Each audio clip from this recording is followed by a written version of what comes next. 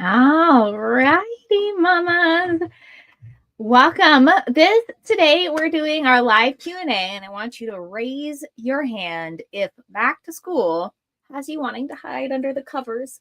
Because I see you, those of you who are scrolling Pinterest late at night, second guessing every curriculum choice and wondering if you're even doing this homeschool thing right. If the chaos is feeling real as you get ready to go back to school and that pressure is mounting, you are in the right place. You can go ahead and type chaos in the chat if you feel this way right now, because there are a lot of us in that boat together. If you and I aren't, we don't know each other. My name is Amanda. I'm a second generation homeschooler. I'm mom of 4 boys, executive function expert, and mental health practitioner. And after helping hundreds of homeschool families calm the chaos and confidently homeschool, I'm here to help you start your homeschool year without losing sleep over curriculum choices or your routines. And in the next 2 hours, we are going to be planning without the overwhelm, organizing your days, and choosing the right curriculum using my Core 4 method. I'm going to be answering questions live, and I have oodles of questions pre-submitted, so I'm really excited to dive into those. If you're live with me, drop your questions in the chat anytime, because I know back to homeschool is a big deal. I am also doing a huge homeschool giveaway. So what I'll be giving away is a signed copy of my book, Overwhelmed, which is a homeschool mom's rescue plan for peaceful routines. I will also be giving away my digital ultimate homeschool planner, my Managing Multiples Masterclass, a $25 Amazon gift card, and some pretty planning pins to the grand prize winner. I'm going to go ahead and drop the link for you to join the giveaway right now. That link is going to pop up here in the comments. You can also find it in the description. And there's going to be some runners up. You're also going to get a digital copy of my book and the ultimate homeschool planner as well. So a few runners up will come in. Oh, hi, Kalon. It's so good to see you. Please enter the giveaway if you are live. It will be ending this Sunday evening. So you've got some time to get entered if you're watching this a little bit late, catching a replay. But September 1st is when I will pick a winner. So before we go any further, I want you to grab your coffee, right? Get comfy, and let's turn that back to school stress into a game plan you're going to love. And if you're catching the replay, I'm going to have our questions time-stamped. So go ahead and look in the description so you can jump to what you need the most. So let's go ahead and dive in. And like I said, if you're with me live, drop your questions in the chat. Now, this is all about starting our homeschool year strong. But like I said, I had a lot of questions pre-submitted. And I want to start out with this one. Let me take that off the screen. I'm going to start out with the question that I think is on many of our minds. I'm going to go ahead, pop this in the chat as well. And then I think what I can do is highlight it so we can all see it, even those of us on the replay. There we go. Alrighty. Our first question to start us off is, how do you reset when the school year starts off chaotic and nothing goes to plan? Nothing goes according to your plan. I mean, like, I have experienced this so many times. So I have some strategies, but I want to make sure you know that this is totally normal. If your school year has already felt messy or off track, you're not failing. You're just a real homeschool mom with real kids. Look at that. And honestly, I expect for most homeschool families, the first 1 to 3 weeks to feel real bumpy with new routines, new curriculum, and like trying to wrangle that energy after the freedom of summer, it is truly part of the process that it feels messy. So practically, let's first talk about what to do when that chaos, that messiness kind of comes up and you're starting to feel unsure of yourself. Like, did I make a bad plan? Is this curriculum working? You know, all the questions that go through our head. So I want you to pause first and do a mini little reset.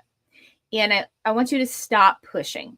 Now, for me personally, that's challenging because I'm a pusher. Like, let's push through. Let's get it done. Let's try harder. Like, I'm the queen of try harder.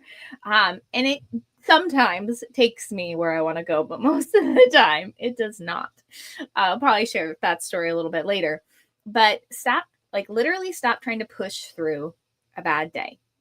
I want you guys to go do something connected. I want you guys to go take a walk together. I want you guys to have a snack and some water, or maybe just stop homeschooling early. So that's the first step. Pause and stop trying to push through. And then the second step is to prioritize and ask yourself, what's truly essential right now? Not like, oh my gosh, if we don't do all of our subjects today, they're not going to get through 5th grade and they'll fail and they won't know how to read. Like, stop. Don't do that. Don't spiral. That's not helpful. Like, what's essential in this minute, this next hour, not in their, K through 12 journey of education. Like, if you skipped today, that won't affect them when they're in 12th grade, I promise. Okay. So it's okay. Number one, but I want you to ask yourself, to help you prioritize, ask yourself what is truly essential right now. And for me, if I'm thinking, okay, we can get, this homeschool train isn't completely off the tracks. We're not having an awful day. I have capacity to handle the messiness and the bobbles in the road. I focus on the core 4. Focus on the core 4. So that is math, language, arts, science, and social studies. But if it's starting to feel rocky, I go down to 2, which is math and language arts, because everything else can wait. And so I want you as a step 2 to figure out what's bare minimum in your house right now in this season, because maybe in October you guys will be, or September, you'll be in a rhythm and maybe it's just dropping one subject. But right now at the very beginning, maybe your capacity is only one subject. Maybe it's 2 subjects, and that's okay. Don't make yourself wrong for that. So I want you to figure out what's the bare minimum in your house right now, so that when you have to drop some other things, you can be like, okay, if we get this thing done, I'll feel good about our homeschooling experience. And then the third step is to simply reset, like the next day, the next morning, start fresh with just those essentials and add things back in slowly. Okay. So take a few days off the other subjects, maybe a week to a month. That way you're not trying to rebuild a whole homeschool routine at once. And what I want to say is, if you have not started your homeschool year yet, I really want to encourage you to do a slow start. If you've done a slow start, let me know what you've done for your slow start. But I want to encourage you to do a slow start, meaning the first week, just do 1 curriculum. The next week, do 2 curriculums. The third week, maybe just do 2 curriculums. 4th week, so on, keep adding it in. But that way you guys baby step into your new rhythm. Oh, I'm so glad to see you here. Connection over curriculum is so important. Yes. Thank you so much for sharing that, Homeschool Counseling Network. Oh my gosh. I see your sweet face. And is it Tiffany? I think I'm trying to remember. Like, I know your sweet face is in front of me and your cute little Texas accent, but your name's evading me. You can drop it in the chat if you're still listening. But connection over curriculum, 100%, hands down, you're not going to regret it as a homeschool mom. So that is, and before we pivot off this. Again, I want to hear your questions. Those of you who are here with me live, I want to hear what questions you're having. But before we pivot off this, I want you to pause when things start get bumpy, especially if you haven't even started. If you're like, it's starting to fall apart and we haven't even started, just take a breath. Very often when we come into homeschooling or we restart, those bumps in the road make us feel like we need to scrap everything and overhaul the whole routine. And that's not necessarily what it means. Most families have a bumpy, messy start because, again, it's something new, not because there's something wrong with it, but because it's something new. But we don't have to overhaul everything. Don't try to scrap everything. Just pause, zoom in on the essentials, and give yourself permission to reset. Because every single mom that I know, including myself, has been there. And it doesn't mean you can't have an amazing year if it starts off a little messy. It just means you're human. Welcome. This is what it means to be a human being and a mother. Surprise! All right, Kimberly Bennett. Thank you, Kimberly. I'm sorry. Kimberly and Tiffany is not close. They just both end with a Y. Awesome. Thank you. Okay. That was the first question that I got via email from one of my previous students, previous clients. Her name's Amanda, and she actually has her own homeschool community now that she started this year. And that was one of the questions that her moms were bringing to her to have me answer. All right. So again, mamas who are live, what questions do you have about starting the homeschool year strong? As I wait for you to answer me in the comments, I'm going to move on to another question that many of us are probably thinking about. Let me put this in the comments, and then I'll highlight it for those who are watching the replay. So what's the best way to get back on track after a rough week or month without scrapping everything? Again, don't scrap everything. When I've done this so many times, and I don't know if you've done this, you can let me know in the chat. But when I come in and there's like some bumps in the road with homeschooling, and I'm like, this plan is not working. This is not how I expected it to go. I'm hating it. He's hating it. And like, we need to do something else. What I tend to do is throw the baby out with the bathwater. And I'm like, I need a new planner. I need a new plan. And I overhaul everything. And if you've done that before, you can put overhaul in the chat. And unfortunately, this is done with the best of intentions, but when we do scrap everything, the problem with that is we are reinventing the wheel and creating more work for ourselves. And there is not a single homeschool mom that I know who needs more things to do. We need fewer things. But when we scrap everything, we reinvent the wheel. And there's a wheel out there. The wheel could probably be improved upon for certain situations, but you don't need to reinvent it. It's already made. So what I like to recommend, if you guys have gotten off track, had a rough week or a rough month, what I would say is take a day to pause. And this could be your Saturday or Sunday, but I recommend it being a homeschool day. And I want you to pause, and I want you to kind of make it a research day. And on this research day, what I recommend for you, start with you, and I want you to answer 3 questions. And I want you to answer 1, what's working for us right now? What's working for us right now? And sometimes, depending on how rough the season is, you'll be like, nothing's working. Absolutely nothing is working.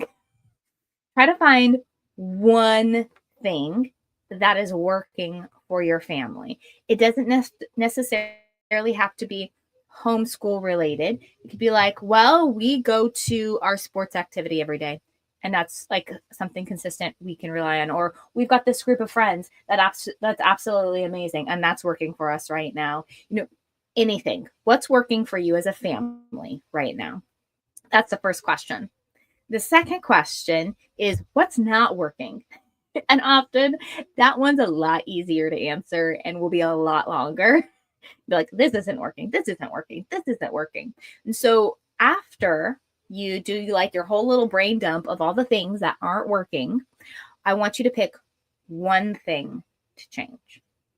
Rather than throwing out the entire wheel and starting from scratch, pick one thing to change.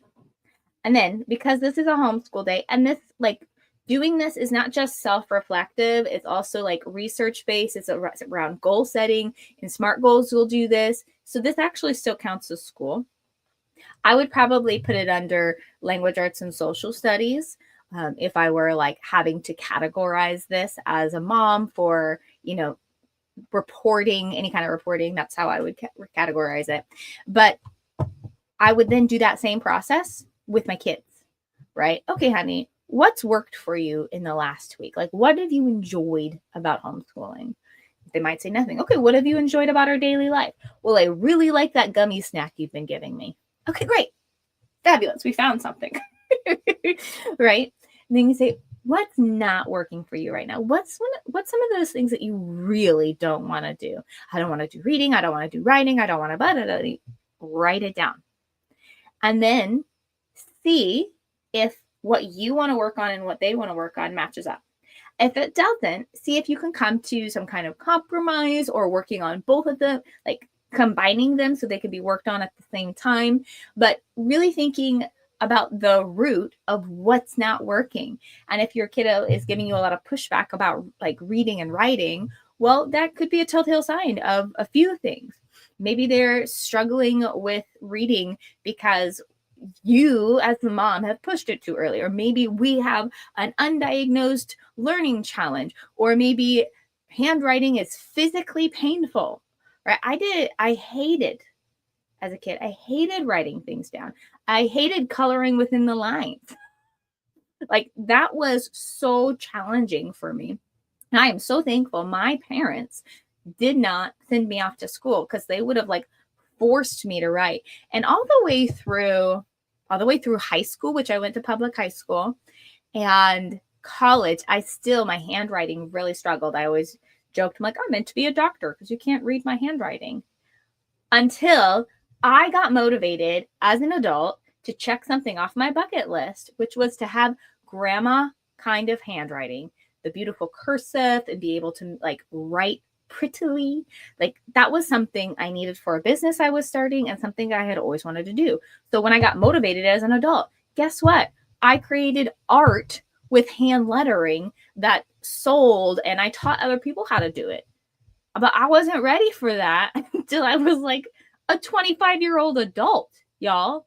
Like I got by, but I wasn't ready for those things. And so my point is it's very important that we get to the root of what's not working and match it up with our kids so that we can move forward together.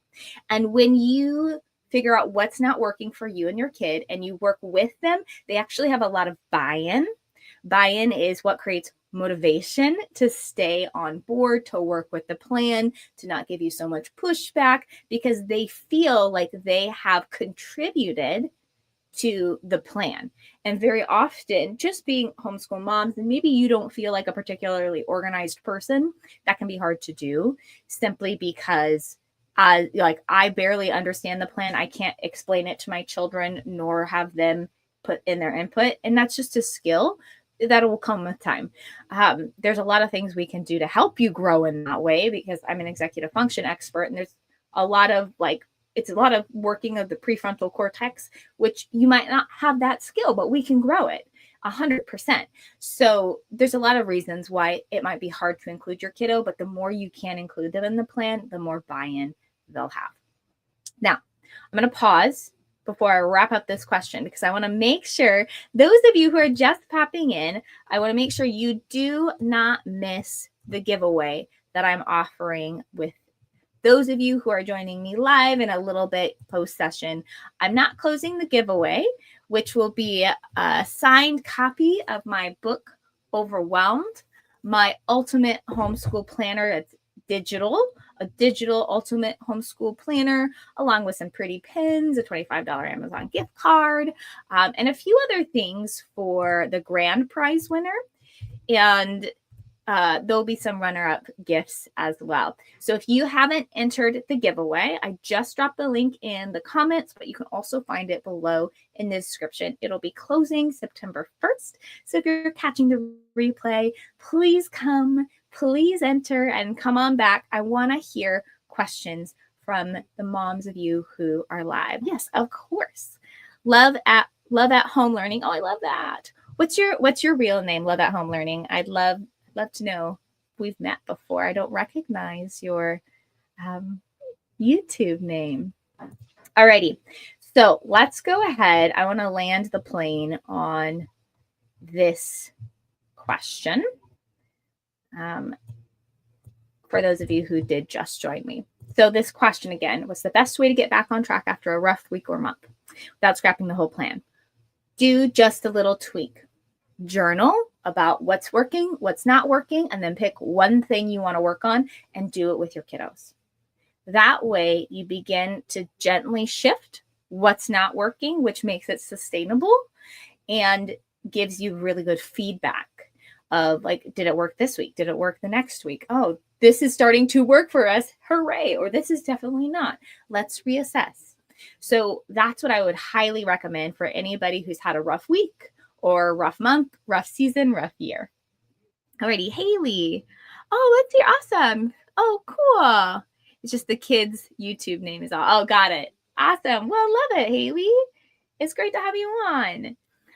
So I would love for any of you that are here live with me, please drop whatever questions you have about starting the homeschool year strong. I want to answer those of you who are here live with me. I've got another question pre-submitted that I'm going to pop up on the screen that I know I've heard so many times. And there's a lot of ways to answer this. But if you're live and you've got a burning question, drop that in the comments. Now, this one came from another homeschool mom, and she asked, how do you balance structure and flexibility when you've got multiple kids, multiple levels, and everybody's energy is different, right? And energy needs are so different. And man, this is challenging. I mean, I only have boys, and I have quite the spectrum with energy, like boy energy. And I do have one very plainly neurodivergent child. Oh my word. He made this bracelet for me. He has got to be doing things with his hands. He is, if I get asked a question 10 times, like if I was asked 10 questions in a day, he would be asking me 9 of them. The child is, I love him. For me, who is an avoider, he is a seeker. We sometimes talk about how we're both like fire. I'm like, what happens when you put like fire and dynamite together? Explosions, you know. So we know we kind of not egg each other on, because he's not meaning to egg me on and I'm not meaning to do it to him, but it's a lot when you have a kid who's very different from you. And so how do you balance structure with flexibility when you've got the multiple kids at multiple levels and everybody's energy needs are so different?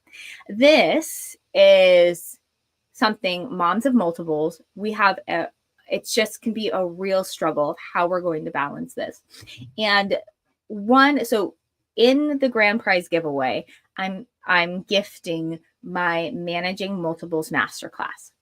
And I take you through step by step how you set up your day, your homeschool routine, so that you can do this well.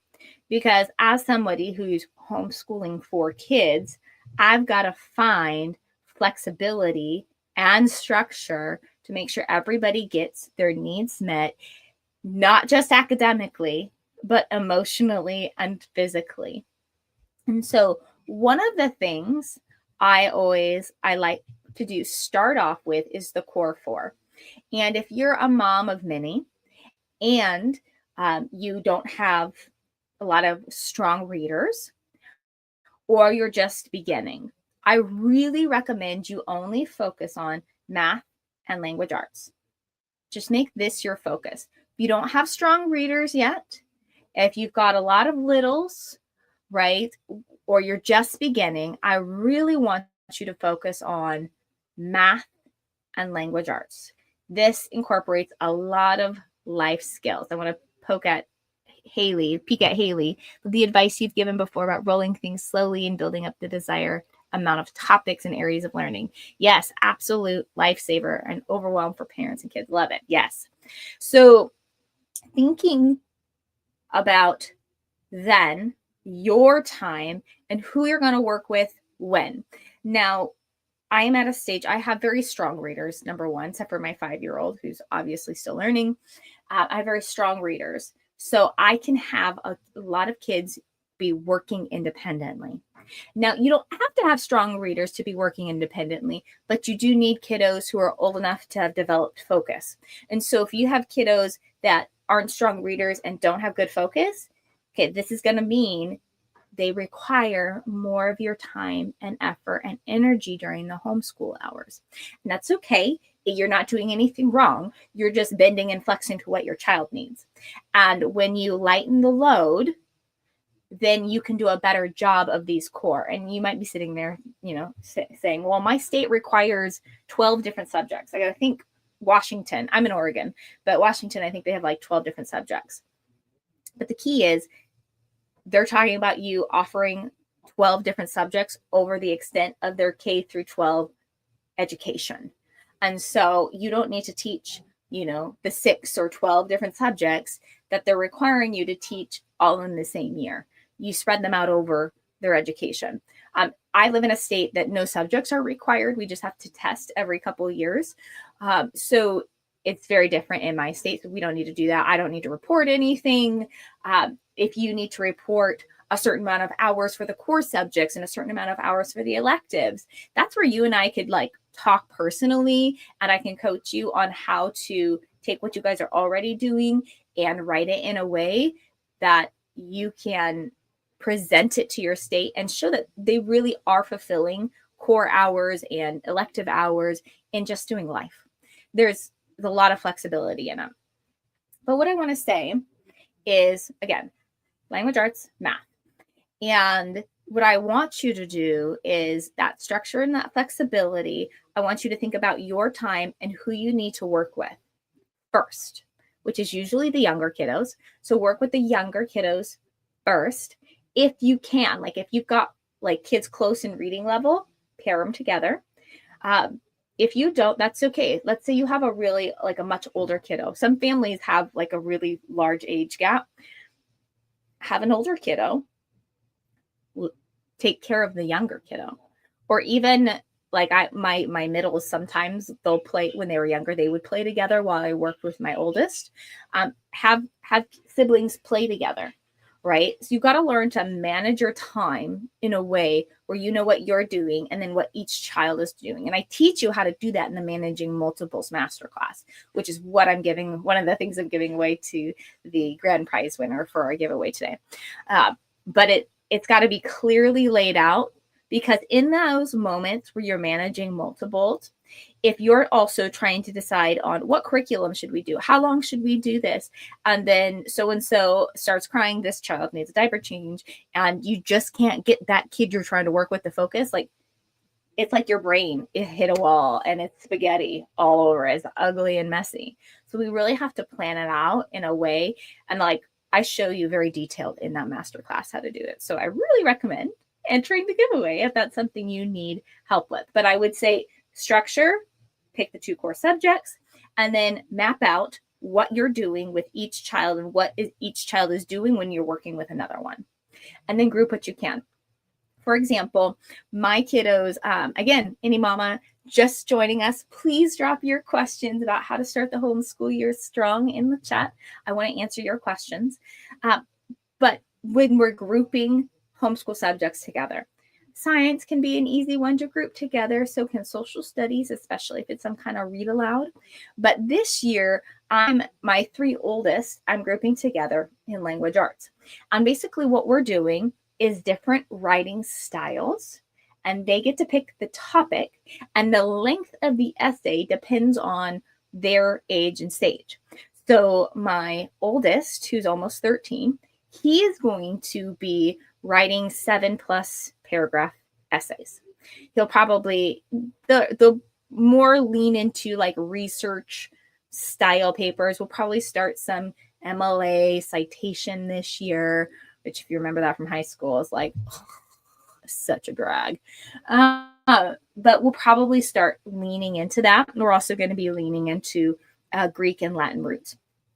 And then I've got he's 10, he'll be 11 soon. He's going to be doing 5 paragraph essays, no MLA citation, but we are going to also be talking about Greek and Latin roots. So we're going to be writing together. And then how old is he? 9. I'm in the middle of a whole bunch of age changes where this is our birthday season. And so I can't quite remember how old each child is. So my 9-year-old, he's going to be working on paragraphs. So we'll start out like when he gets like the creative juices going, he'll write a few paragraphs. But we'll start with 1 to 2. And then by the end of the school year, I'm hoping that writing a 3-page paragraph essay will feel comfortable for him. But it's all the same curriculum.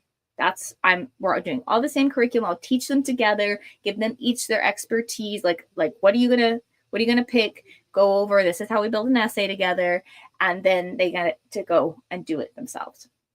But I've got strong readers, so that's really helpful. So, and then thinking finally about everybody's energy needs being different. Before I get into the kiddos, something we don't often consider as homeschool moms are our energy needs. And if you've felt exhausted or burnt out at any point in this homeschool journey as a mom, I want you to put burnt out in the comments, because I know I have completely crashed and burned on multiple occasions as a homeschool mom. And it's a hard season to bounce back from. So before we consider the children's energy, we really need to be considering our energy.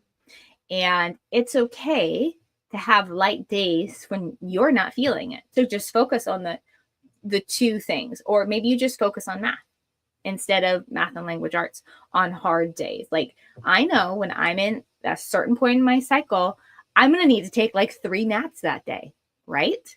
I'm going to need, oh, that's so funny, Haley, literally just starting to talk about that. Like I'm going to need to sleep a lot that day. I carry a lot as a homeschool mom and business owner. And so the day that I start, I need some naps. I'm really going to need some naps. And if I'm going to work out, I'm going to need to like chill afterwards. So sometimes on those days, we just like watch documentary, right? Maybe they read their book and then they write their sentences. And I'm like, that's good. Let's just cuddle. And that's fine. Like that's totally okay to bring your energy into the homeschool routine. So I just want to encourage you with that. If you're sick, take some time off. Like if you're really concerned about that, have them read.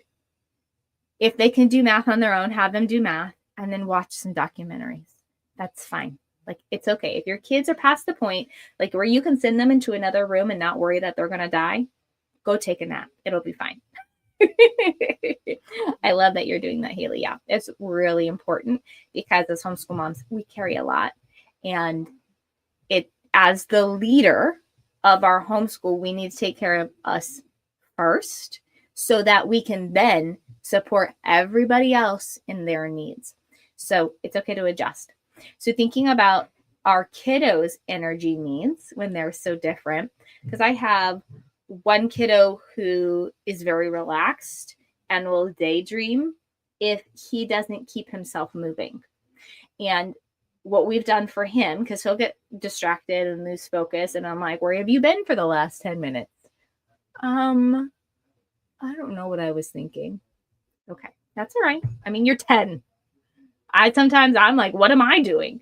So helping him stay on track is depending on how his focus is doing, we'll have him every 10 minutes, every 20 minutes, go stand up, jump on the trampoline, walk around the house, maybe do some like workout moves, some push-ups, some jumping jacks for, a few minutes. And then he sits back down and he can refocus really well. But he just very easily turns into a blob on the couch. So he needs help keeping his energy up and activating himself. Whereas my 9-year-old has the opposite issue. He's activated all the time, and we have to help him calm down. And so for him, sometimes that does mean moving his body, but moving it in a very intentional way through a little bit of a workout. One of the things that really helps him is like body compression. And so he really likes it when I lay on him. Like it just helps him take a deep breath and be calm. So I'll lay on him for a couple minutes. We'll talk. He does a lot of talking, which I feel is like him stemming in a lot of ways. He just, I'm like, okay, I think I'm done. Is anybody actually listening to you, buddy? No, I'm just talking to myself. Can you talk to yourself in your head? So it's really understanding each of your kiddos and teaching them tools to help them in whatever area they're, whether they need to activate themselves or downregulate themselves, giving them the tools to do that. And that's not something that came naturally to me. I actually needed training on understanding my own nervous system and then understanding my kids' nervous system and then understanding which tools to give them to help them get refocused. Like if this comes naturally to you, bravo, that's amazing. I'm so excited for you, but I need a training. And that's one of the things I help homeschool moms with now is navigating this experience, especially if you have a neurodivergent learner. They can be very complex and nuanced, and understanding what might be presenting itself as disobedience, what it actually really means. And if it is disobedience, okay, well, where do we go from there? What actually works for the child? So navigating that together, that's really a lot of things that happen in one-on-one coaching with me, and we can get really deep and find supportive tools for your kids and really see them begin to transform and enjoy learning and come out of their shell, like really shine as the kid that they are. They're still quirky, but in the best of ways. All right. So that was a really good question, because I feel like a lot of moms, even if you don't have a neurodivergent learner, if you have multiples, you can see how different they are, even if they're all the same gender. Like, man, if you have all girls, these still are going to be totally different from each other. And that's one of the things I've absolutely loved as a homeschool mom, seeing the difference in my kiddos. So some of the things that I'm talking about here, whether we're talking about the core 4, whether we're talking about mental and emotional reset strategies for you, or helping you like understand your kiddos better and understand maybe what's going on with them biologically, neurologically, all those different things. I talk so much about all these things inside my book, which I'm giving away a signed copy today. But if you're watching the replay and you've missed the giveaway, or you sign up for the giveaway and you don't happen to win, I want to encourage you that this book, Overwhelmed, was born out of my own season of burnout as a homeschool mom. And it's not just theory, it's the strategies I use to climb out of survival mode and into routines that actually gave me peace. And moms tell me that they feel like they're sitting across the kitchen table with me, having a cup of coffee, and saying, "You're not crazy," right? Sometimes we can feel like we're crazy. Certainly, almost every one of us have felt like we're failing, but we're not. There's a simple way forward. And so if you want to sign up for today's giveaway, the grand prize winner is going to get a signed copy. But again, if you don't win, or you're watching the replay, I want you, you can go still grab this copy. It's on Amazon. I'm going to put that link in the chat. You want to check it out on Amazon. All right. I'm going to hide our question. There we go. Okay. Hi, Wendy. It's so good to see you. You're driving. Okay. No commenting. If you're driving, don't comment, anyone. But if you are having like a burning question, you're still planning your year, you're getting started on your homeschool year, I want you to drop your question in the chat. I'm here to answer questions live, but I do want, while maybe you're just here to listen and you didn't bring any questions, let me go back to another one that I actually hear all the time. Let me go ahead and put it in the chat, and then I'll highlight it for our replay mamas. All right. Do you recommend doing subjects together? Which ones actually work well across the ages? Now, I mentioned this slightly before, but I do want to share what I typically do as a homeschool mom. I typically don't do any subjects together because I think our kiddos, while they are learning to read and learning the basics of math, I think math you should always do separately. Always. Like, unless you've got twins and they're learning at the same level, like if they're not learning at the same level, one's ahead or one's behind, like just cater to them with math. There are so many programs out there that can help you and be really hands-off if you don't feel like you're good at math. Just make the decision to do math alone.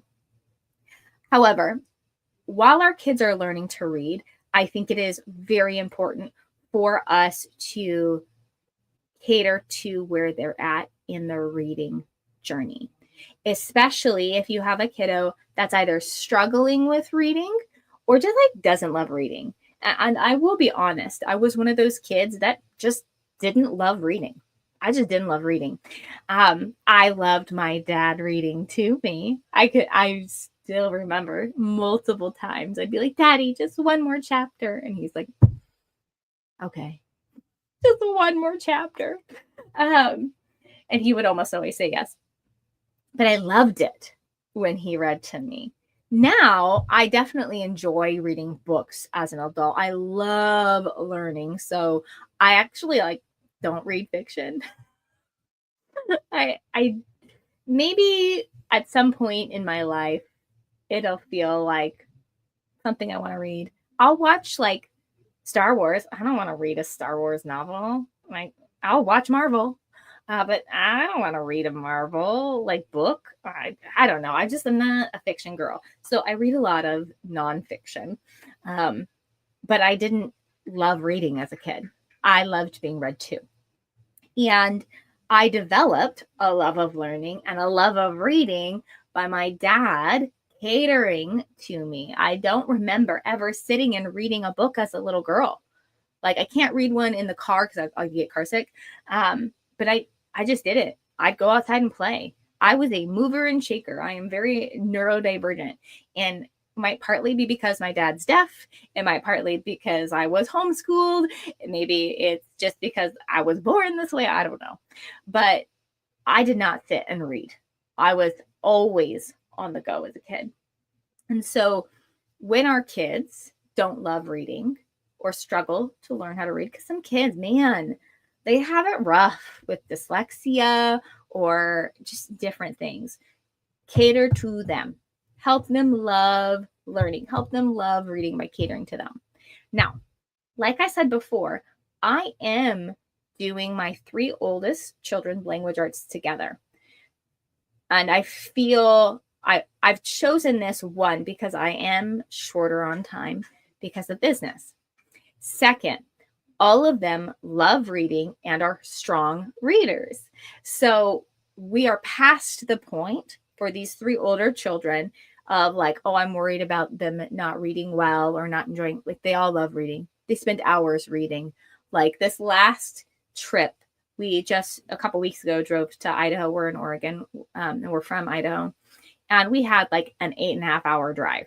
It was bananas.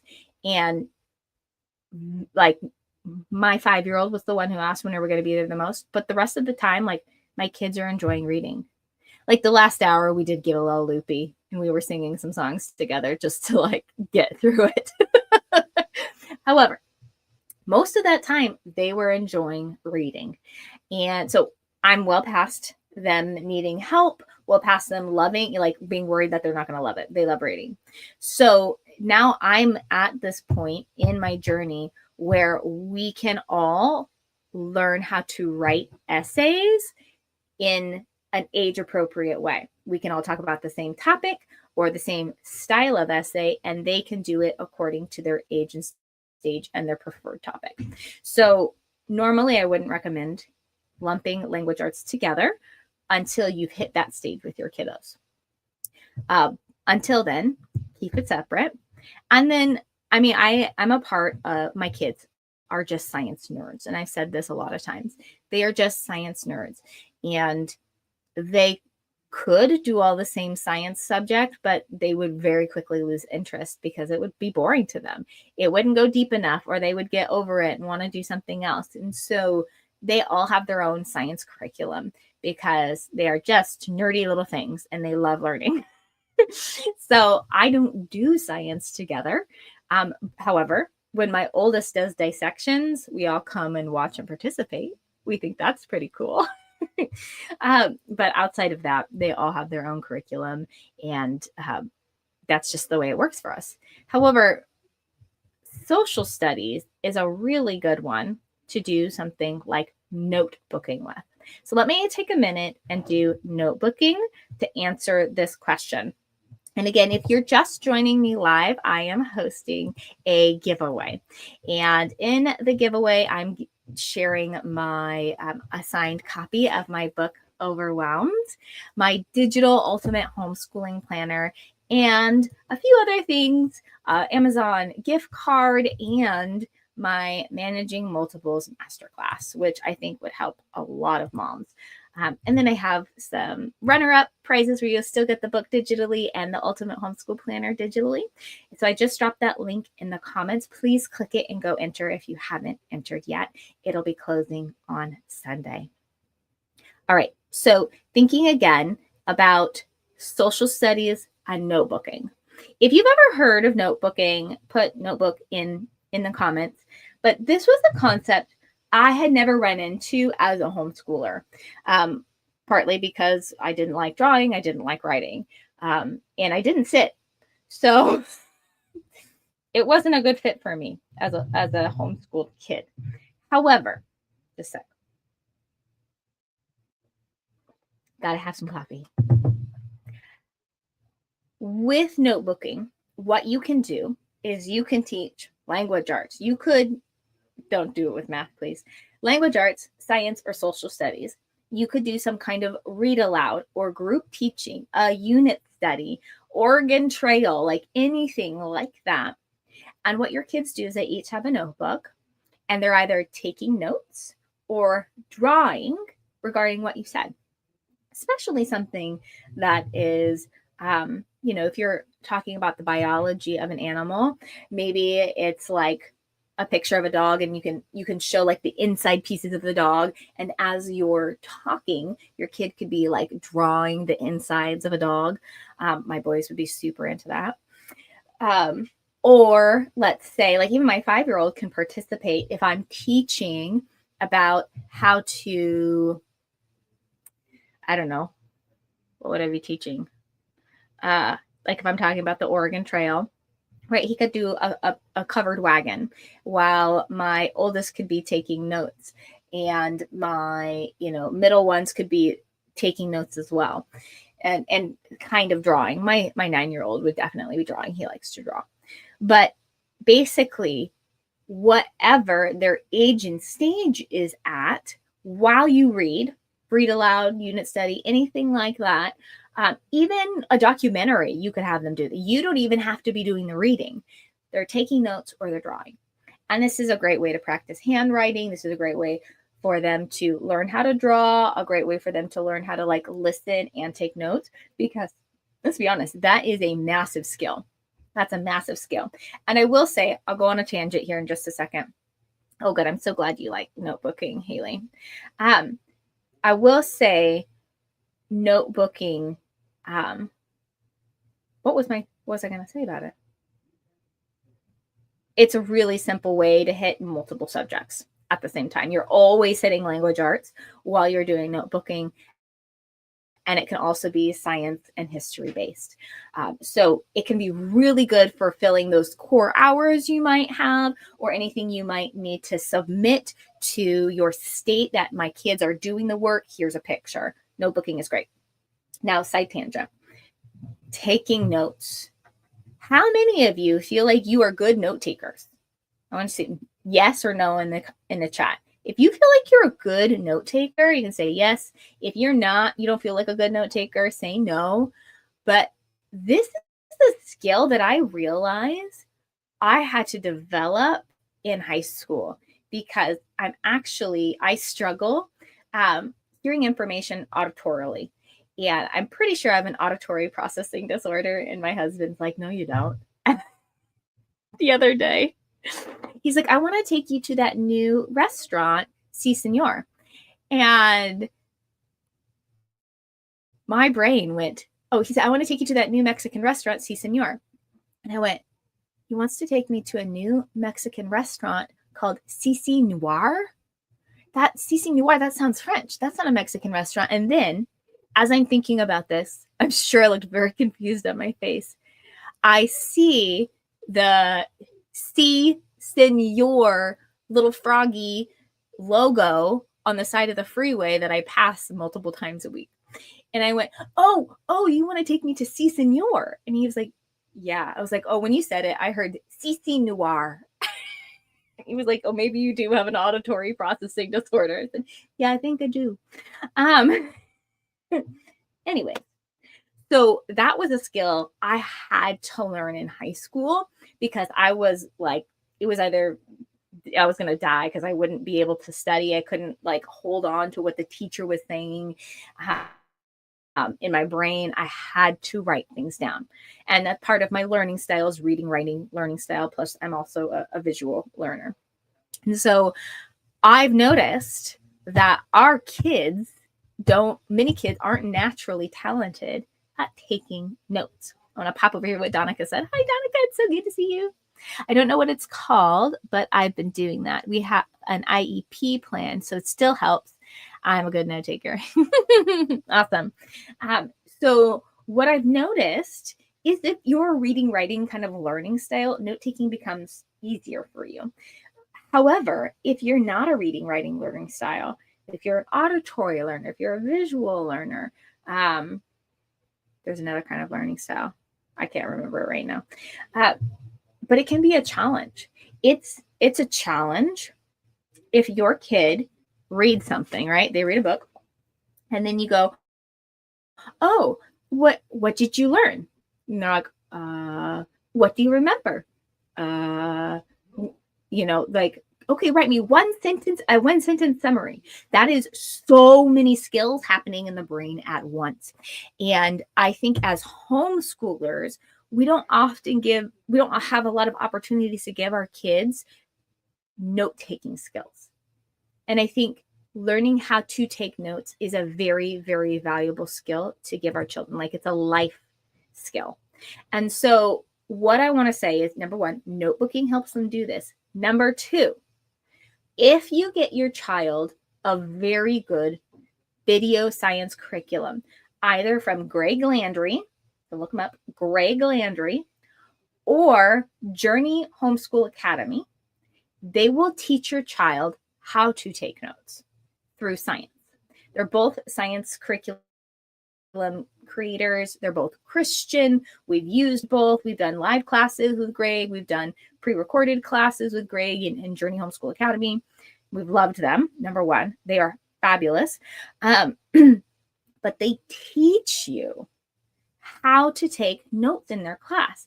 And I cannot tell you, like, it's already woven in, it's not extra, but it should be an entire class of its own, because our kids, if they don't learn how to take notes, they're not practicing moving things into their long-term memory. And I have friends, and I don't think I'm like extra smart, y'all. I don't. I'm maybe more reflective or pensive than the average person, but I have friends, they'll say something. I'm like, oh yeah, did you know, da da da da. I'll spout off a little fact, and they're like, how did you know that? I was like, I don't know. Like, I'm a homeschool mom. I learned these things. And there was one time my best friend, she shared some fact, and I went, oh, I didn't know that. And she was like, I knew something Mandy didn't know. And I was like, is that like a thing? She's like, yeah, you're stupid smart. It's annoying. And I was like, oh, I'm sorry. But the key is I've learned to take information into my long-term memory. And that's a practice. And that's a life skill. And that's like, we've got to strengthen that part of our children's brain. Anyways, getting off on a long tangent. Oh, Holly, it's so good to have you here, Holly. Holly uses Journey Homeschool Academy. If you work with me or follow me for any length of time, I'll talk about them again and again because we truly do love that family and the classes they provide. They're amazing. So all that to say is doing subjects together, create an opportunity for you to do notebooking. And notebooking is one of those things that will help your child begin to learn study skills, which is really a lifelong skill to have. So I noticed we've got some new moms here. I want to go ahead and drop our giveaway in. It was a good tangent. Thank you, Donica. I want to drop our giveaway link if you have not signed up for the giveaway and you are live or you're watching the replay. It's in the description too. I'm closing it Sunday, so get entered if you're watching the replay. Giving away a signed copy of my book, Ultimate Homeschool Planner, Managing Multiples Masterclass, like lots of goodies are in here. Amazon gift card, so go get entered. And if you're live with me, I'd love to hear what questions are coming up for you. Usually we can go on the best tangents when we drop questions in the comments, but I do have more. I mean, I was so grateful for everybody who pre-submitted their questions. Oh, it was so helpful.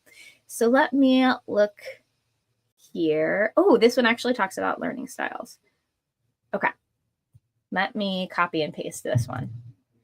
And then I'll move into a really juicy one after this. All right. Let's show this one. Here we go. How do you find a routine that works when every child has a totally different learning style? So I've got a couple different kinds of learners. I've got an auditory learner, I've got a reading, writing, two reading, writing. Obviously, I don't know what my little one is right now. I'm trying to think about my 10-year-old. He's a hard one to peg. He's probably reading, writing, probably what he is. My 1 and 3 are auditory, but there's always a blend. So let me think if I can remember. I teach this, but for some reason, just like the love languages, I always forget one. I have a tendency to forget one of the learning styles. So if you want to help me, what learning styles do you think there are? Put them in the chat. Maybe it'll help jog my memory. So we've got auditory, got visual. Oh, I'm remembering. Kinesthetic, and then reading, writing. And these can get really nuanced. Reading, there we go. These can get really nuanced and actually get maybe a little confused with how your child is smart, which is different from their learning style. And if you want to learn about how your child is smart, there's 8 Great Smarts. Kathy Cook, oh my goodness, wrote this fabulous book that changed my life, The 8 Great Smarts. Those are different than learning. Step and messed up. Tactile, yeah. Tactiles, kinesthetic, mover, shaker, feeler, toucher. I've always been that kind of, also been that kind of learner, just not auditory. Thank you for dropping that, Donica. So thinking about a routine that works with every child has a different learning style. So I'll kind of combine smarts and learning style to answer this question and also topics they're interested in. Now, I really advocate for child-led learning, which falls under the umbrella of structured unschooling. And unschooling is honestly a spectrum. You can be a structured unschooler like I am, where you have core subjects and where you can allow the child to lead, you let them. And so that's really what I advocate for. So, I mean, math is kind of math. There's a journey there. It's scaffold, pretty straightforward. So there's not a lot of deviation that I do with math with my kiddos. But language arts, right? The books that they read, the stories that they write, that's really all about, I let them get into their passions. Science, I obviously let them pick their passions. And then social studies, I let them pick their passions. So that's what I'm talking about with child-led learning. That's what I mean by unschooling.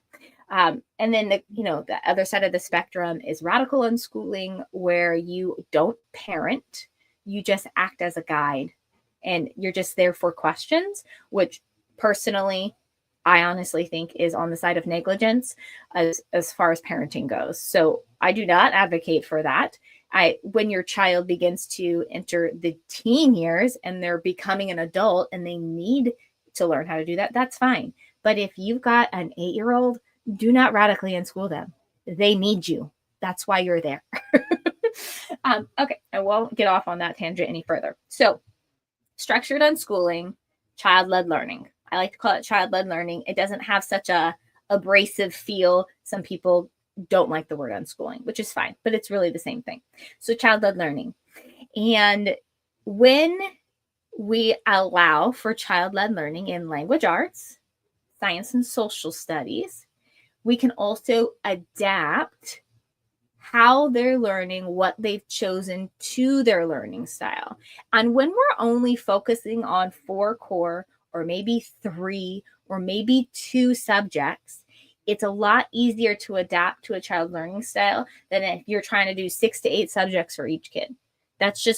You don't need to do that, number one. There's so much crossover that's happening, and that's just not attainable or necessary. What we do, for example, obviously I went to public high school. You're there for 7-8 hours a day. My 2 oldest do 2 to 3 hours of school 4 days a week, 2 to 3 hours, 4 days a week, and still test in the top 10% for reading comprehension and math. Top 10%. And on occasion, they have tested in the top 1% on the MAPS test. That is a test that is delivered worldwide. Millions of children take it, and they have landed themselves on multiple occasions in math and reading in the top 1%. Now, I don't don't tout that because I'm like, wow, I'm such a good homeschool mom. No, it's because homeschooling this way works. It's not me. It's the process that works. And I don't care that they're in the top 10 or 1%. I don't care. That's wonderful. That's great for them. I don't care about a test. I care about how they do in life. And a test doesn't reflect that. Okay. So I share that because people and families that are new to homeschooling are wondering if they're ruining their kids through homeschooling. They need to hear that, because sometimes we get stuck in this piece of homeschooling. My kids aren't going to be academically adept at anything. That's not true. My kids prove against that. Okay. So hello, Jennifer. It's good to see you. So that's why I share that. It's not because I'm this amazing homeschool mom. It's because this process works. And when you follow child-led learning and the core 4 that I've been talking about, it will work for your kids. Now, I certainly can't guarantee they're going to ever hit your top 1%, top 10%, but they're allowed to dive deep on their chosen topics, and I let them learn in a way that fits their learning style.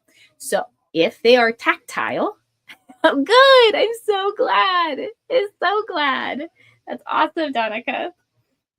when I let them learn in their way, which I do have so my neurodivergent son, for example, when he's doing math or he's doing language arts, sometimes he's got to have something in his hands, like kind of fidgety.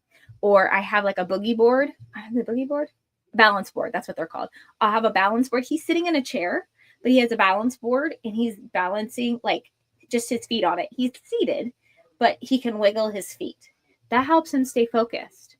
Or like this one, because he gets activated, I need to help bring him down. I will lay on him. I will pause the homeschool and I will lay on him because he feels centered when I do that. Now, that's a wonderful strategy. And no, I don't want any teacher in a classroom doing that for my son. I will be the one to do that for my child. Thank you very much. So even some of the things that I do, if they could be done in a school, I still wouldn't want them done. But he's able to calm down and focus when I help him do that. And that's because he's a tactile learner. And that helps him bring him inside his body, puts him back in his brain, and helps him focus. And so that's why he can do school the way he can. My oldest, who loves researching, loves going really deep on topics, he has the time to research things deeply because he's not spending hours doing busy work or going from classroom to classroom or being distracted by kids in the hall. I mean, when I come out of my office, because I have all boys, when I come out of my office, like just to go to the bathroom and my husband and my boys are talking, everybody stops. Like I'm just a distraction. And I try not to be, but I've got to use the restroom. So I say, boys, look at this. Girls are distractions. Don't pay attention to girls. Girls are a distraction from your school. Because we are. But he's not distracted. He has the time he wants to dive deeply into a subject that he likes. Or I don't know how many, like reread a book that he loves. I don't know how many times that kid has read Charlotte's Web. It's at least been 10 times. Like he loves it. He just keeps rereading it. And it's a great story of friendship. And he's a great friend. Like I love having him as a friend. So I'm saying all girls are distractions. Yes, we are. So when it's actually easy to build a routine when you know how your child is smart, what they prefer learning about, and their learning style. My auditory learner, who's 9, again, he's my neurodivergent kid, he'll be looking at his math book and he goes, Mom, I don't get it. I said, okay, did you read it? Yeah, I did. I said, okay, I want you to read it to yourself out loud. And usually the first time he gets it. He's an auditory learner and he likes to talk. So when he hears his own voice read the instructions, his brain gets it. Sometimes he has to read it twice, but I'm going to say 98% the kid can figure it out from that point after reading the instructions to himself. Because he's an auditory learner. I know that about him because we've practiced and we've tried these little things and these little tricks. So it's actually not difficult to build a routine when we focus on the core 4, core 3, core 2, whatever works for you and your family. You know how they're smart, what they're interested in, what their learning style is. Like it actually makes everything more smoothly. And so one of the things I love to teach moms how to do is to become a student of your child. Become a student of your child. And this is something that's very fulfilling as just being their mom. And then the fact that you get to do this like more deeply as their teacher is you kind of research them and you notice them. You ask them questions. Why'd you do it that way? Or what do you like about reading to me out loud? Or, oh, you giggled a lot at that. What did you find funny? You begin to understand them at a depth and a level of connection that they can never get anywhere else. And that is one of the most satisfying things about being a homeschool mom. And that's what I love to help homeschool moms do. Become a student of their kids so that they can build experiences and a learning lifestyle that their kids can thrive in. It's awesome. It's amazing. So I want to pop in to see what Abigail said. She said, I think this is like my son. I'll have him read out loud today. Yeah, absolutely. If you've got an auditory learner, tell them to read the instructions out loud to themselves. Okay, I noticed we had a bunch of people pop in. So this is a live Q&A and I'm doing a giveaway. If you are just popping in, I want to make sure you get the link to the giveaway. The link is in the description if you're watching the replay, with before September 1st. But I'm giving away a signed copy of my book. I'm also giving away a digital copy of my Ultimate Homeschool Planner, my Managing Multiples Masterclass, a $25 gift card to Amazon, and then there's also a couple runner-up prizes. So I want you to click the link and go enter if you haven't done that yet. So many fun goodies in there that will actually help you on your homeschool journey. So go ahead, go do that. Yes, the satisfaction. I love the satisfaction in being a student of our kids' learning. Oh, thanks, Abigail. I'm happy to have you here. Okay, so again, this is a live Q&A. I would absolutely love to hear from those of you who are here live with me. If you have any questions about how to start the homeschool year strong. I haven't even made it. Hopefully I've made it halfway through my questions that were pre-submitted. But if you are just joining me, I would love to hear your questions. Let me move on. Oh, this is a good one. Let me move on to this one. This is a really good one. It has to do with executive functions. And if you don't know what this term means, what executive functions are, let me put this up. This will be the question I'm answering next. Executive functions are has to do with our prefrontal cortex and has to do with planning, organization, time management, all those things, putting lesson plans together, keeping everybody on track, making sure that you're covering all the bases as you write things out. These are skills. This is something in our brain that sometimes naturally we possess as talents. I have always been an organized person. I was that little girl who would go to her friend's house. I would wake up before my friend and I would clean her room. And I would organize her room. And every time I did that, the mommy would always say, "Honey, you can come back anytime and clean her room. When would you like to spend the night again?" I just loved it. I loved organizing. And when I went to get my executive function coaching certificate, my boys were like, "Mommy, you're so good at planning and organizing. Why are you learning more about this?" I said, the moms that I'm helping, I need to understand their brains better and tools and systems so that I can help them do what we do at home. And they went, "Oh, okay, that makes sense." So I specifically went and got this training because I wanted to help moms learn how to plan, organize, and manage their time better. And there's a piece that comes with executive function skills that also has to do with mastering our emotions. Now, that's the piece I really struggled with for a long time, and I still have my days.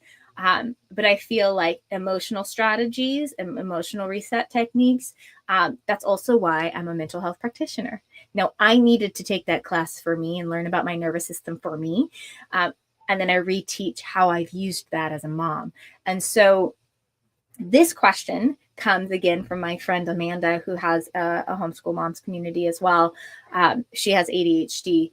Several of her kids do. We've worked together. I work with a lot of moms who have kids that are on the spectrum, autistic, or maybe they're just slightly ADHD, or mom feels like they might be. I don't think any of us necessarily need a diagnosis, but we can tell when our kid is neurodivergent. If you need a diagnosis, go see a psychologist, a psychiatrist. Only they can do that. But I'm happy to help you with strategies. So this question comes from my friend Amanda, and she says, "Do you have simple, realistic systems for tracking progress that actually work for parents with ADHD or executive dysfunction?" So again, this would be for a mom who struggles with planning, who struggles with managing her time, keeping everybody on time. Like if you feel like time slips through your fingers, right? Or a mom who struggles with focus or has a lot of energy, becomes very activated. If that's you, you can put me in the chat if you feel like that's you. But simple, realistic systems, number one, is what you need. And tracking progress is very important, because when we feel like we're all over the place, very often we're not recognizing progress. We're only seeing gaps. And when we don't recognize progress, then we start to get discouraged. And when we get discouraged, more second guessing comes in. We start being less consistent because we don't see the progress. We don't stay on track. So that also has to do with some motivation. So tracking progress can be very simple. And I have a progress tracker, I think, in the Ultimate Homeschool Planner. If not, I can share it with you ladies. I just have to, I think it was part of one of my kits. It's one of my toolkits. But you can find this, a progress tracker, on Etsy. You can find it for free in Canva. You don't need anything fancy. You just need a progress tracker. So step one, you want to know what you're tracking. What are you going to track? And I like to track things that are easy to track. So it's not a feeling. We're not tracking a feeling. We're tracking something tangible. We spent 10 minutes on reading today. He read 1 page of Charlotte's Web. We did 10 math problems. Those are the sort of things you want to track on a progress tracker so that you can see growth over time. We did homeschool for 3 hours today. We did homeschool for 1 hour today. We watched a documentary, right? Whatever, we spend an hour watching a documentary. You want something you can actually physically track. And if you aren't used to setting tangible goals, this actually is very challenging, coming up with something that's tangible to track. And this is something I can help you with. This is something we talk about monthly in the Confident Homeschool Moms Club. Every month, we're setting and reviewing a goal that we can physically track. Like my goal for this month, because July was a whirlwind of work because I launched my book, my goal for this month was to have 7 fun days during the week. Now, 2 of my fun days have been on a Saturday and a Sunday, but that's because we did a weekend camping trip. So my goal is to have 7 fun days during the week because I've been working too much. And I was like, I'm done. I want to play with my kids.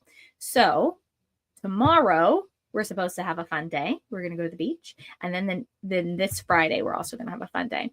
But I've gotten 5 out of my 7 fun days. And I tracked them. It's something very easy to track and then to plan into my schedule. And that's what I help homeschool moms do. Obviously, mine is about having fun, not necessarily school. But it's fine. It's summer. That was my goal for the month, to be more connected with my kids. So just sharing, tracking progress. The hardest part might actually be figuring out how to track what you want. And that's something I would want to invite you into the club to come and do. Abigail, yes, I've seen how tracking progress helps me celebrate small wins. Yes, where I usually get discouraged. And that is key to playing into motivation. If you feel discouraged, if you don't see the payoff, it's a lot less likely you're going to keep up the activity that you're trying to track because you don't see the progress.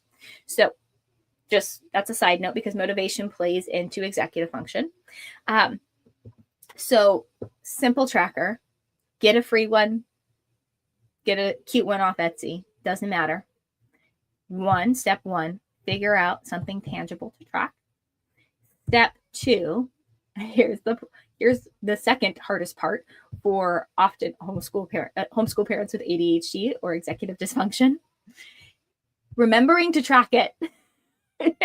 So you've got to set yourself a timer or a calendar reminder, right? You've got to set yourself a reminder. What my husband, so little backstory, my husband has executive dysfunction for 10 plus years. He had grand mal seizures. They were awful. I wish them on no one. They were the worst thing I've experienced outside my son having surgery. Oh gosh. I'm not good with loved ones going through trauma. Not good at it, you guys. So he had grand mal seizures and literal brain damage every single time he'd have a seizure. They were very violent, very physical. For at least a day or two after he would have one, like he would be bedridden. And not just like physically, but like he just couldn't carry information in his brain. And so because of that situation, he doesn't have them anymore, praise the Lord. But because of that situation, there are parts of his brain that don't function as well. And he's had to develop systems to help himself remember things because he still has to be a functioning father. Like he still has to go to work. He still has to balance his time. He still has to support me as a homeschool mom. Like he's like, still gets to show up. And so our calendars are synced. I cannot tell you how many reminders that man has go off on his phone. And some of them are like, talk to wife. Like they're so basic. Talk to wife. Call wife. Not for any particular reason, but to just remember to check in with me. And so you've got to set yourself reminders. So you can do ones on your phone. That's what's most helpful for him. But another way to make sure a new habit gets established for yourself, and this works for everyone, as do like timers do too, but to help yourself set up a new habit, a great thing to do is attach it to something you already do. Now, if you have ADHD or executive dysfunction, trying to remember to attach it to the thing might be a struggle. So again, I would highly recommend timers on your phone, reminders on your phone to help you do that. But attaching a new habit to something you already do. For example, like every morning I put on my eyebrows. Y'all can see my eyebrows. I draw them on, like always. I look like I'm sleepy and sick if I do not put on my eyebrows. So I always put on my eyebrows. So if I wanted like to make sure I listen to a meditation in the morning, I actually listen to scripture in the morning, I would do it while I'm putting on my eyebrows in the morning. Okay. Because that's something I'm always going to do. If I forget to do it and I go see myself in the mirror and be like, oh, I need to do that. So it's something I'm already going to do. So attach a new habit to something you already do, and that'll help make it stickier. So those are just a couple thoughts on this in particular. Make your tracking simple, make it tangible, and then set yourself reminders. Because the truth is, whether you have ADHD or not, our attentions are being pulled on at a massive level.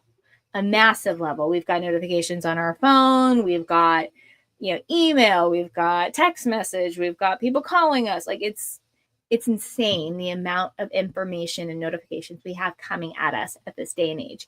And it's very easy to get distracted and pulled away. So make it easy on yourself and attach whatever you want to track to an existing habit and or set a timer. Eyebrows are key. Eyebrows are key. I mean, you guys, if you saw me without eyebrows, you'd be like, oh, are you feeling okay? Like I one time had to drop something off at a friend's house and I had just taken a shower. And so I wasn't going to get out of the car. And she comes up to the car door and she was like, are you feeling okay? And I said, yeah, I'm just not wearing any makeup. She was like, oh, okay. It's like, I'm embarrassed. I'm never leaving the house without eyebrows. Anyways, so that's what I would say here for sure. Keep it simple, trackable, and set timers. Okay, and if you don't like timers, I'm sorry. You're just going to have to get used to them. I know that's not a loving response, but seriously, there's just no other way around it. Okay, if you are just joining me live, I want to hear your questions in the comments about how to start the homeschool year strong. Like, let me know what questions you have about starting the homeschool year strong. I am giving away this wonderful bundle, a physical signed copy of my book from me, digital planner, $25 Amazon gift card. Like, so many different things are in this. The link to join is in the description. Let me see if I can make this one. Just popped up. That's not what I wanted. That's all right. The link is in the description. Make sure you go enter to win. I'll be picking a winner on Monday. So if you're catching the replay, feel free to still enter. All right. I'm going to go ahead and pick another question. Again, you're live with me. Drop it in the chat. This is a really, really good one. And then I'll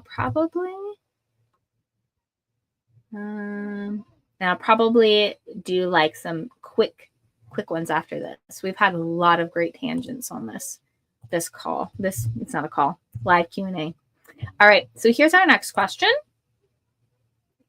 How do you keep homeschooling from bleeding into every single hour of the day without feeling like you're constantly behind? Well, number one, go back to the core 4 that I've been talking about: math, language arts, science, and social studies. And again, if 4 is feeling overwhelming, start with math and language arts, okay? So that's how we start, by building our homeschool routine, our homeschool day. That's how we begin, with the core 4. No matter where you're at, whether you're a seasoned homeschool parent or brand new to this thing, if you are feeling overwhelmed or like homeschool's bleeding into every hour of the day, start with the core 4, or simply simplify to core 2, okay? Now, that doesn't actually answer how we stop bleeding into the whole day. So what I like to suggest is something called a hard out. A hard out. And a hard out is a hard stop time where it doesn't matter where you're at in your core 2, your core 4, or whether you do 8 subjects in a day, you stop the homeschool. There, for us, it's often like 2 o'clock. It might be 3 o'clock, depending on the day, depending on the workload that I have. We're stopping school usually by 2 p.m. Right now, we stop by 2 p.m. and then we go to the pool because it is hot, y'all. It is so hot. Like, I am sweating in here. We stop by 2 p.m. That way, it doesn't matter that we're halfway through a sentence or whatever. It's full stop, because nobody likes doing school all day. That is a great way to build up resentment around learning, is to keep homeschooling all day. On occasion, when my child has made poor choices with their time during the homeschool routine, I will tell them, you know what? When we get home, you're going to finish that reading assignment. And be like, okay. But that is because they have chosen to use their time poorly rather than stay focused or do what I asked them to do. And, obviously we work on their focus. They've got tools to help them stay focused. So if there's been something we're working on and I'm like, dude, you just didn't do it. And they're like, yeah, I know. I'm like, okay, you've got to finish it. So it's more about finishing with excellence rather than letting the homeschool day bleed into the whole day. So other than that kind of situation, hard stop, 2 o'clock. Yeah, exactly, Haley. Behind what or who? It's your homeschool. You set the pace. 100%. 100%. Who are your kids behind? You know how they came up with the academic standards in public schools? Like, I think, how many years ago? 30 or 50 years ago, a long time ago, before your children were born, a bunch of teachers and educators and politicians got together and decided this is what a 5-year-old should know. This is what a 6-year-old should know. This is what the average bell curve 7-year-old should know. I'm sorry, I don't want no average bell curve children. I want my children to be themselves. I want them to be joyful and happy and functioning and contributing to society. I don't care if they meet that random benchmark for that person who never met them. So that's my feelings on behind. It's a little bit of a saucy answer, but it's true. Let's see here. Miss Lori at Joyful Noise. I had a night owl, I like to sleep in and work in the evening. And that's great. Knowing your kid's rhythm is really important. That is really important. I was born a morning person. And then I worked at Starbucks for like 7 years doing the morning shift. So I'm just a morning person. And our kids, we start school around 10. And by 2-ish, we don't do it the whole time, obviously. But we like to have fun and play in the afternoon. We'll go to jujitsu. We'll do something social. That's our flow. But if I had a kid who was a night owl, not a single one of them is sharp at 6 p.m. They are not. They are ready to like sit down, eat dinner, and they're like always asking me for a movie. And I'm like, no, let's play a game. They're ready for something chill. They are not engaged in their brain. So for us, we are not night owls, but I love that you recognize that, Lori, because that is so important. Because I know lots of families, they don't start school till 2. That's great for them. If that's what works for your family, start school at 2, end by 5. Great, done. Just have a hard out. That's all. That's all. So that's how we stop allowing homeschool to bleed into every hour of the day.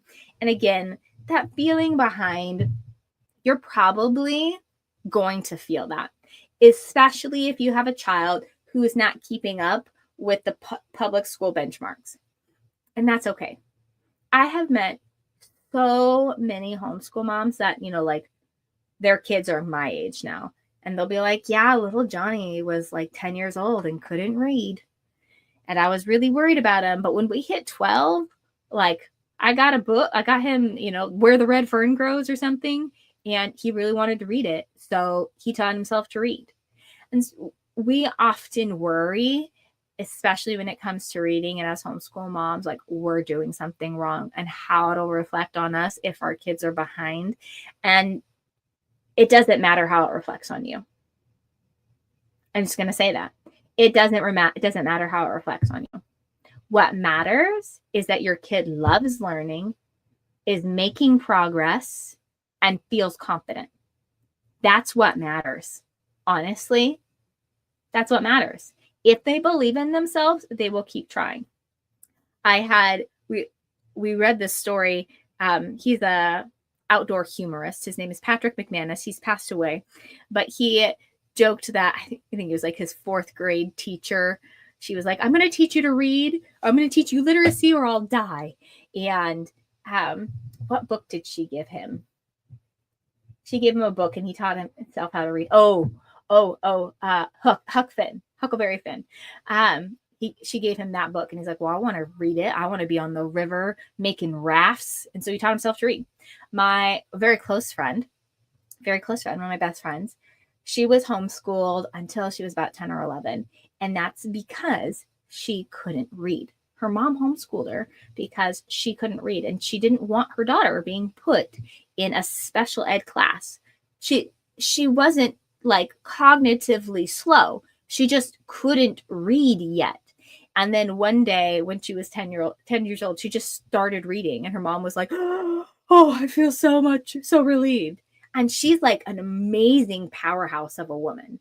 I can't imagine what being put in special ed would have done to that powerhouse. She wouldn't be that way. She would constantly be thinking something's wrong with her because she grew up in special ed when she didn't belong there. Don't get me wrong, special education, like there are some kids who really need it, but most of the time, like we're just wired differently and we don't fit in this random box somebody made. That doesn't make you special ed. Okay. There was one more story. Oh, Sarah Janice Brown. She's very big in the homeschool world. She writes thinking tree books, which is fun schooling. If you've heard of fun schooling, that's Sarah Janice Brown. And one of her daughters could not read. And I mean, she's got like 12 or 14 kids, some through adoption. She's got a lot of kids, y'all. One of her daughters wasn't like reading until 12 or 13. And now her daughter has written a play that's been on Broadway. I have the interview. I'll have to share it at some point. I've shared it with a lot of moms. But her daughter at 12 couldn't read. Finally, she learned to read and she wrote a play that was on Broadway. like, whoa, okay, maybe homeschooling works. Okay, maybe homeschooling works.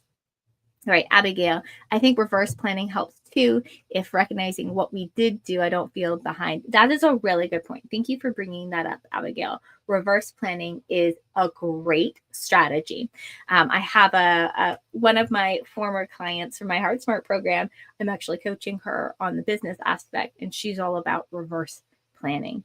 And in a nutshell, it's like what Abigail has suggested here. Basically, at the end of the day, you look back on what you have done and you write that down, like what you have done for the day. So if you guys baked cookies, if you guys went on a nature walk, if you guys built with Legos or magnetiles or read, like you write those things down rather than necessarily planning out lesson plans. And I would call that, if that's what you regularly do, probably a moderate unschooler. I definitely recommend having a structured math curriculum that you do consistently, but that can also be a great way for a light season, or as you guys are, in the middle of a challenging season. But I definitely advocate, and I share this based on my experience of being structured. Like my parents were structured unschoolers and they moved into radical unschooling. I felt very disadvantaged not having been taught how to write or how to get my thoughts on paper. I mean, and I've said this probably 100 times at this point. Yes, I wrote a book, but this was a very, very hard one skill. I don't think I would have done well in high school as I did if I didn't have my boyfriend, who's now my husband, helping me. Writing was so challenging for me.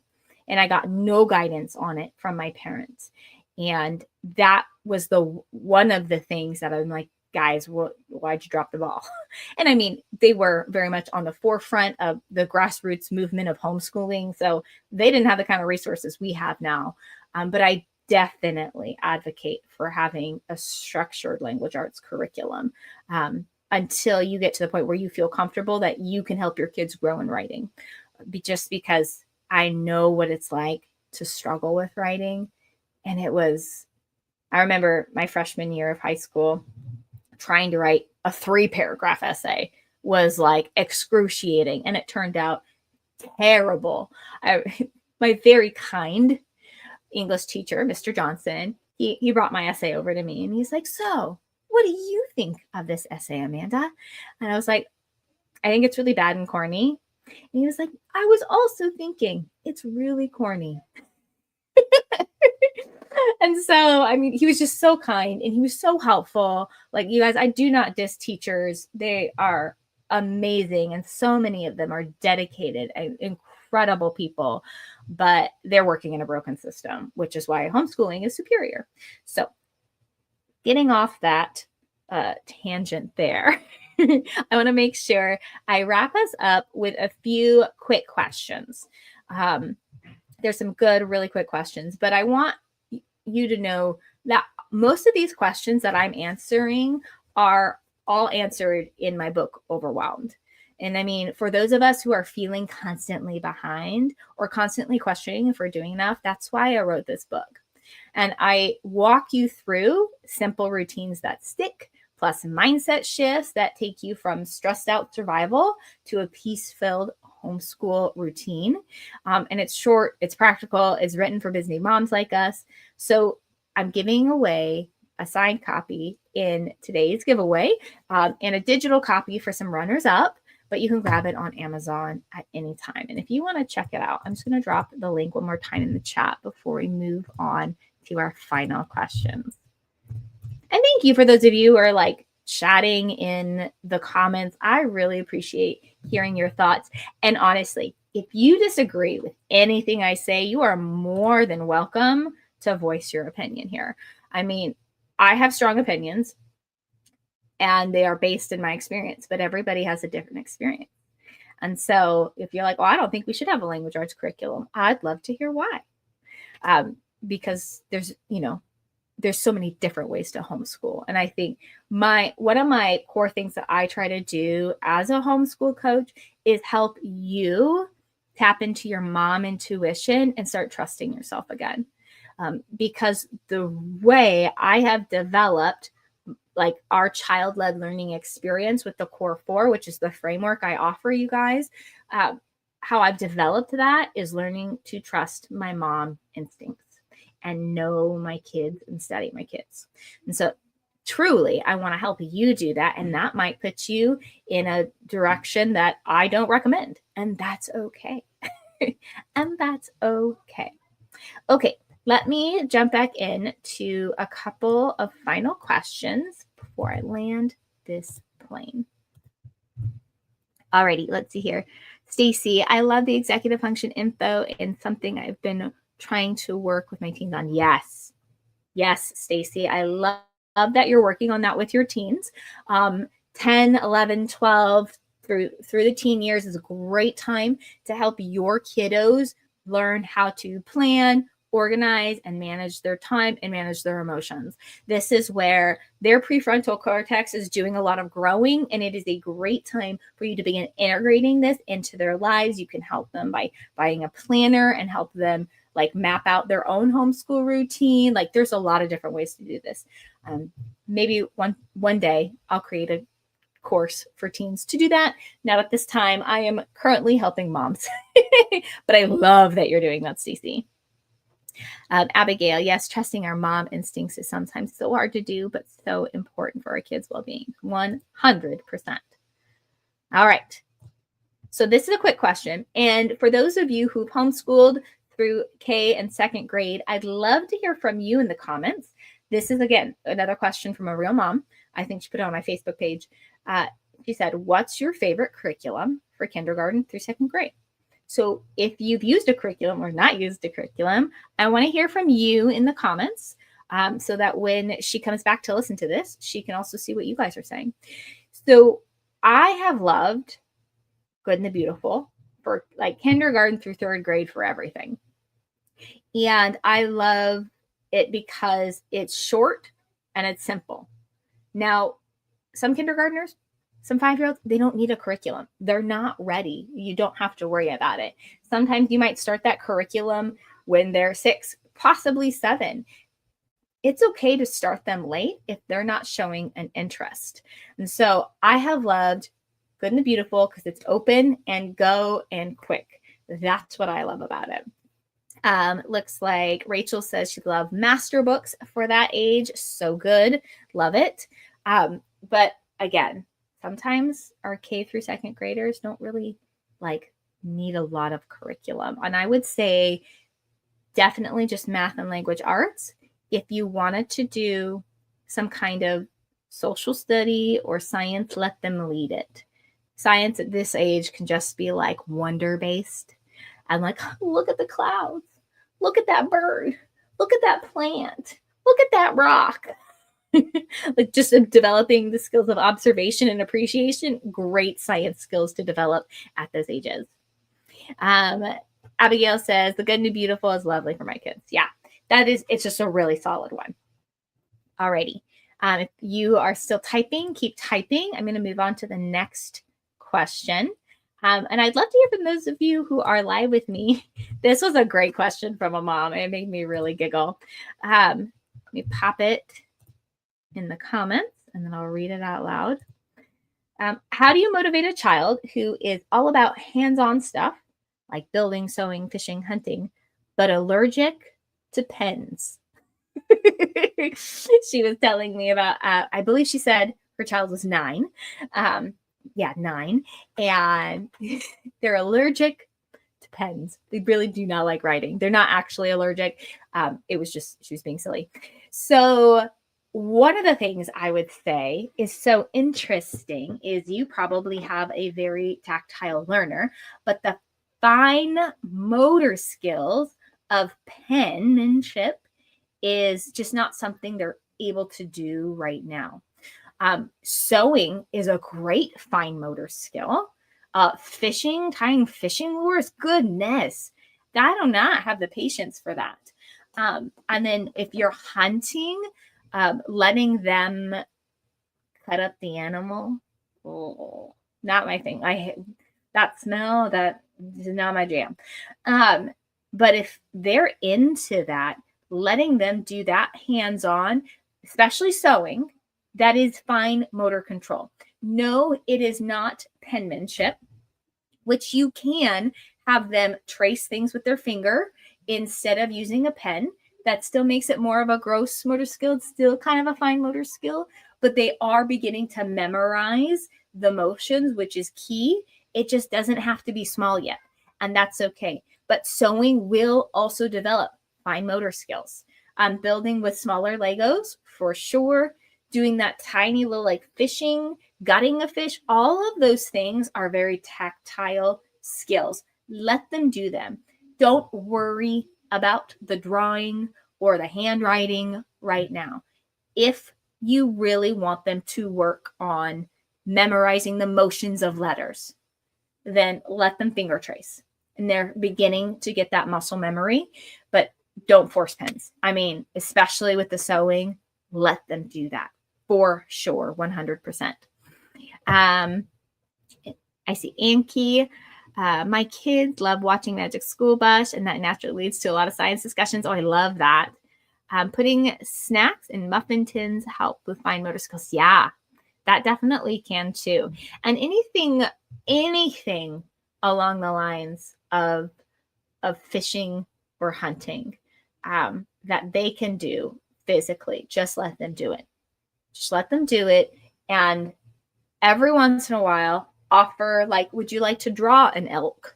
Would you like to draw that salmon? Offer that as a skill. But again, don't worry about it. Some kids, honestly, they so my oldest was like this. I'll try to make this a super short story. He struggles with interoception, which is the sensations going on inside your body. And he was the worst to try and potty train. The worst, because he could not feel the sensation of needing to pee. Like, it just, his body wasn't aware. And so he was very difficult to potty train. However, and he's my klutz. I love him. As he's found, now he's 12, he's obviously very bright. I mean, this kid completed a college prep physics class last year at 95%. Like, I don't even think I could do that. So he's a very exceptionally bright boy. But those fine motor skills were always challenging because he just like couldn't feel the pen. And he couldn't quite like figure out how to get the information to his brain to make his hands move in just the right way. And it was very frustrating for him. However, now, flash forward, he's 12, almost 13, and he absolutely loves drawing. And he's doing fine techniques for drawing. And he's like dialing in like little tiny strokes for drawing. So now that his body is developing and his mind is ready for it, he can do that. So again, I want to encourage you not to push any kind of penmanship. You can try finger tracing so he gets the motions down, but let this kid do the building, sewing, fishing, and hunting. And it will come. The opportunity will come. My kids are super food motivated. I love that. It's a great idea, gals. All right. We are going to land the plane soon. And I had one more question from Mom. And this is another easy one that you ladies can pop your answer in the chat for those of you who are live with me. Before I answer this one, I want to make sure I share the giveaway link just one more time. Let me find it in my notes. There we go. Join the giveaway. It's ending Sunday. I'll pick a winner on the 1st. If you're watching the giveaway, it's still like a replay. Still going on until September 1st. I'm giving away a signed copy of my book, $25 gift card on Amazon, my ultimate homeschool digital planner, managing multiples masterclass, and a couple other things. to the grand prize winner. And then there'll be a couple runner-ups who get a digital copy of my book and the digital ultimate homeschool planner. Okay, so make sure you click that link and get entered. But then let's land the plane on this final question. And I'm sure all of us have ideas to answer this. So I want to hear from you ladies in the chat too, because this is a question from a real mom who I'll send our replay to. She asked, how do you keep your kiddos physically active? And I get questions like this a lot because I have 4 boys and I live in less than 900 square feet, y'all. I live in less than 900 square feet with 4 boys and a husband. So if I can homeschool in this space and have an office, you can too. I get real creative over here. So one of the things we do, we live in Portland and it gets very rainy. Right now it's very hot. So we'll go to the pool. We do a lot of swimming right now, just like Abigail. We also, just like Abigail, have a tiny trampoline inside.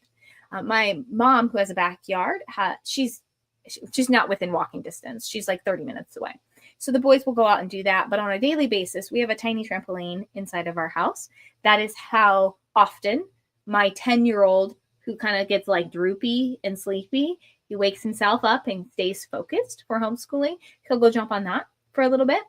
My 9-year-old and my 5-year-old right now, they like to do Coach Corey Martin on YouTube here. They like to watch his little videos. And I mean, they're not really working out. I mean, they're like running in place and then they're jumping like Pokemon, you know, that's really all they are. It's a good brain break for them. It's fun. It's movement based. So that's some of the things that they like to do together. If my boys are like driving me up the wall and I'm like, I tell them to go. It's getting a little bit more difficult as we get older. They say, go lap the apartment as many times as you are old. Go lap the apartment as many times as you are old. Now that worked really well when they were all like 10 and under, but now they're like 9, 10, 13, and they're getting a little like exhausted. So I might have to cap it at some point. But that's another thing I do. And then we are usually at jujitsu like 5 days a week, 4 or 5 days a week. My boys do jujitsu. That helps them get a little bit of energy out, also trains their mind and their body. And my oldest will be doing CrossFit with me as well, multiple times a week. So that are some of the things that we do to keep the kiddos physically active. Oh, Good and the Beautiful has fun movement adventures too. I have heard of those. We haven't done those. Stacy, when they were little and I was trying to get my kids to focus and they were squirmy, I would ask them to run up and down the stairs 2 times, do 10 jumping jacks, and skip to the back door and back. Yes, I love it. Having something repeatable like that for them is great. I have gotten from Big Life Journal, they have like a page that you roll a dice, and depending on what dice you get, it's a different movement. And so it might be like do 10 jumping jacks, do 5 push-ups, do, whatever, depending the different options, do tree pose for as long as you can, like those sort of things. That's how we keep our kids physically moving. And my kids need it. My boys need it. Those are all great suggestions. Alrighty, ladies. So let me wrap us up because this has been an incredible 2 hours together. We've tackled everything from the core 4 method to picking the right curriculum and building routines that actually work for real life homeschool moms. And seeing the questions and the ahas in the chats has been awesome. You mamas are really, truly showing up for your families. And I'm so proud of those of you who joined me live and those of you who are honestly listening to the replay. You are here and you are making a difference in your family. And if you feel like you're failing, you're actually doing better than you think you are. So if what we covered today hit home and you're craving more practical confidence building support, I want to invite you to buy Overwhelmed as your next step. I also mentioned several other resources: Managing Multiples Masterclass, my Confident Homeschool Moms Club, the book. I talk about all the same strategies as well, mindset shifts. And I want you to think of this as a go-to guide. It's like this resource sitting on your shelf. And if you get the book, I have these bonus bits in here that'll help you take what I teach you inside the book and make it practical, so you can create a printable, keep it on your fridge, laminate it, use it again and again, right? So I encourage you to get the book.